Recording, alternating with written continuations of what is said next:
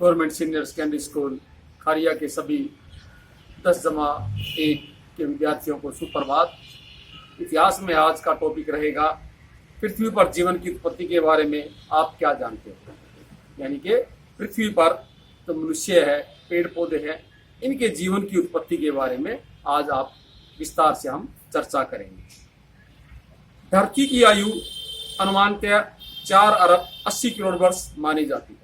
कि जो पृथ्वी है या धरती है, इसकी जो आयु है वो एक अनुमान के अनुसार 4 अरब 80 करोड़ वर्ष मानी जाती है। शुरू में यह एक आग का गोला ही थी। शुरू में जो धरती है बहुत गर्म थी, यानी कि एक आग का गोला था। इसका तापमान अत्यधिक था, तो इसका तापमान है वो बहुत ज्यादा था। इसके ऊपरी भाग को ठंडा होने में करोड़ों वर्ष लग गए।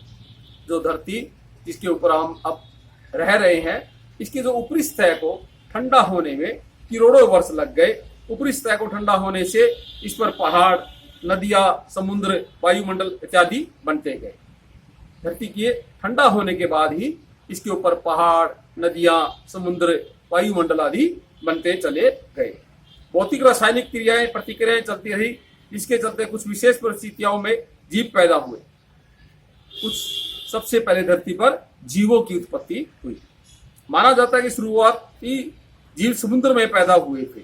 एक अनुमान के अनुसार कहते हैं कि सबसे पहले जो जीव है वो समुद्र में पैदा हुए थे। वह अत्यंत सरल किस्म के थे।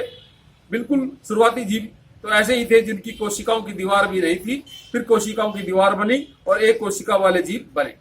आगे चल करके बहुकोशिकाएं जीव तथा फिर तैरने वाले, रेंगने वाले और चलने वाले और उड़ने वाले जीवों का विकास हुआ।